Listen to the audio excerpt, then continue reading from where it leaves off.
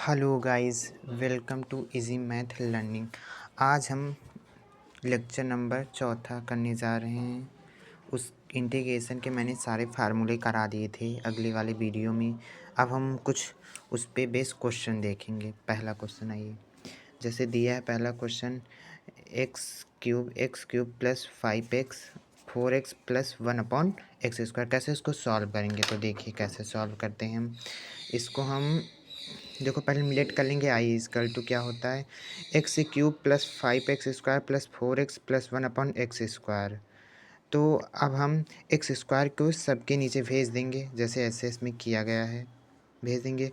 फिर इसमें हम x² कट कर देंगे, x² कट कर देंगे तो x बचेगा, यहाँ 5 बचेगा, x² काट देंगे। अब यहाँ पे 4x/x² हो जाएगा, तो यहाँ 4/x हो जाएगी, एक x 2x से कट जाएगा, एक्स की पावर कट जाए। और यहाँ 1/x², तो यहाँ 1/x² लिखा गया dx। अब इंटीग्रेशन में हमको पता, हम लोग जानते हैं क्या होता है कि क्या नाम, integration of f of x plus g x, दोनों में ऐसे दोनों में इंटीग्रेशन हो जाता है, नहीं सबके अंदर अब इंटीग्रेशन भेज देंगे। तो अब यहाँ 5x dx प्लस, नहीं सॉरी, x dx 5 dx और 4/x dx integration of 1/x² dx, ये हुआ। ठीक है, अब जैसे अब हम यहाँ पे क्या करेंगे, यहाँ हमको पता है कांस्टेंट टर्म हम बाहर ले लेते हैं इंटीग्रेशन में। यहाँ हम कांस्टेंट टर्म बाहर ले लिए हैं इंटीग्रेशन में, यहाँ भी हमने कांस्टेंट टर्म बाहर ले लिए हैं इंटीग्रेशन में। यहाँ हमने x² की पावर को ऊपर भेज दिया है, तो माइनस में चला गया है। कैसे, तो x की पावर -2 हो गया है।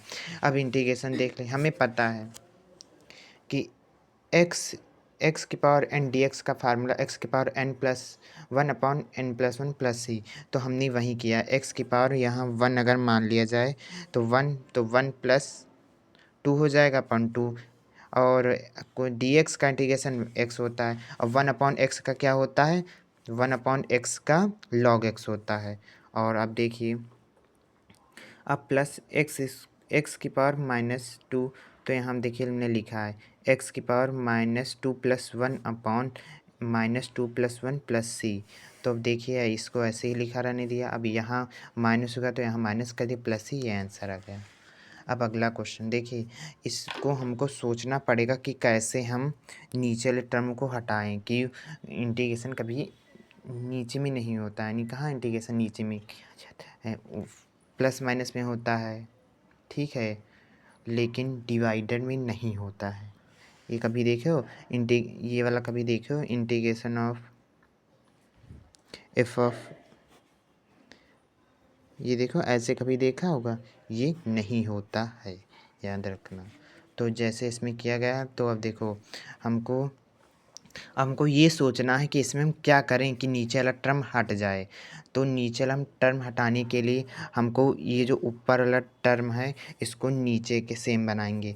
तो पहले देखो हमने यहाँ लिखा x² + 1 का होल स्क्वायर माइनस x², तो इसको कैसे हम ऐसे लिख दें हम बताते हैं। देखिए अगर हम यहाँ देखें तो x² प्लस x² + 1, x की पावर 4 प्लस x² + 1 माइनस एक, हम x² जोड़ देंगे, एक घटा देंगे, एक जोड़ देंगे, ठीक। तो यहाँ 2x² हो गया ना, x की power 4x plus 2x² minus x² + 1।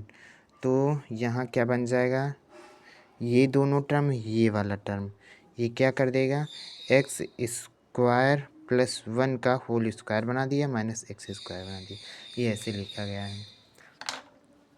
तो यहाँ ऐसे लिख दिए हमने।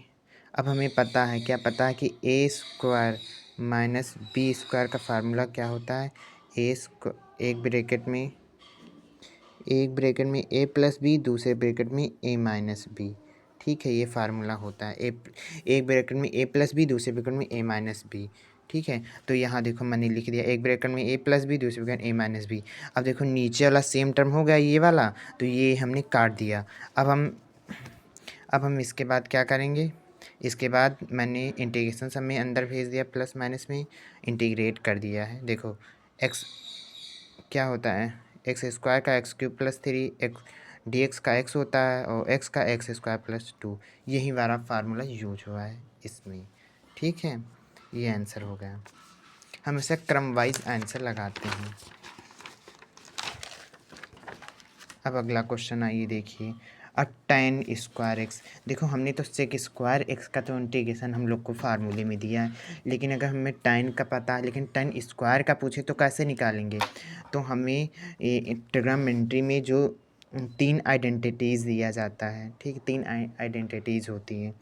तो 3 आइडेंटिटीज़ दी होती हैं, तो उसमें क्या किया जाता है देखो। तो उसी में से हमने उसी के तीनों आइडेंटिटीज़ में से उसमें एक आइडेंटिटीज़ लिखी होती है,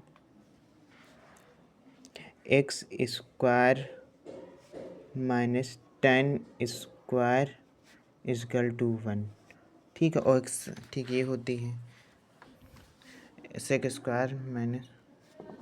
तो देखो अब हमको tan स्क्वायर चाहिए ना, तो हमने tan स्क्वायर वाला tan स्क्वायर इधर भेज दिया तो प्लस में हो गया, ये कर दिया तो माइनस हो गया। ऐसे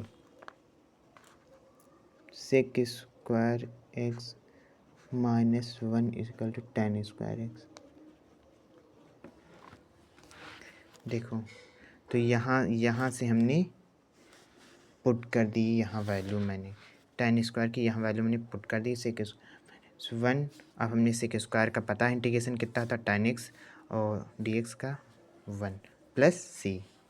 अब ये इसमें भी आइडेंटिटीज हमें पता है, क्या पता है कि sine square x plus cos square x equal to 1 होता है। 1 की जगह हमने ये लिख दिया, फिर हमने प्लस दिया है तो अलग ले लिए, हमने अलग कर दिया, इन लोग को अलग कर दिया। ठीक है, साइन कट जाएगा, साइन स्क्वायर कट जाएगा। अब 1/cos square x sec square x, 1/sin square x तो कॉसेक स्क्वायर एक्स। तो हमें पता है इसका इंटीग्रेशन क्या होता है, tan x minus cot X plus C. Answer आ जाएगा। ये सारे जो फार्मूले हैं पहले वाले वीडियो में लिखे हैं, देख लीजिएगा आप लोग। अब हम लोग देखने जा रहे हैं इंटीग्रेशन ऑफ कॉट इस नहीं, हाँ वही देखने जा रहे हैं, integration of cot square x d x.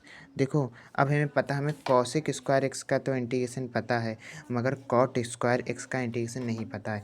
तो हम फिर लगाएंगे, हमें पता है क्या, cosec square x minus cot square x equal to 1। तो यहाँ से कॉट स्क्वायर एक्स क्या हो जाएगा, कॉसेक स्क्वायर एक्स माइनस 1। तो यहाँ पुट कर देंगे, यहाँ कॉट के स्क्वायर, यहाँ इसको यहाँ पुट कर देंगे, क्या हो जाएगा, cosec square x minus 1 upon D x क्या हो जाएगा। तो हम यहाँ cosec square x d x का इंटीग्रेशन माइनस डी एक्स। तो कॉसेक एक्स का इंटीग्रेशन क्या होता है, माइनस कॉट एक्स होता है। ठीक, और 1 और डी एक्स का 1 प्लस सी, यहाँ से भी लिख सकते हैं minus cot X plus X plus C. यही हमारा आंसर, ये हमारा आंसर होगा, देख लीजिए।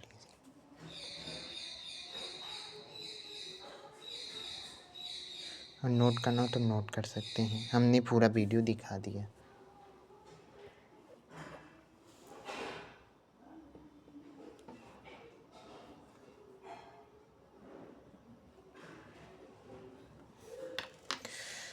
थैंक यू गाइज, आज तक हम यही इतने क्वेश्चन करते हैं।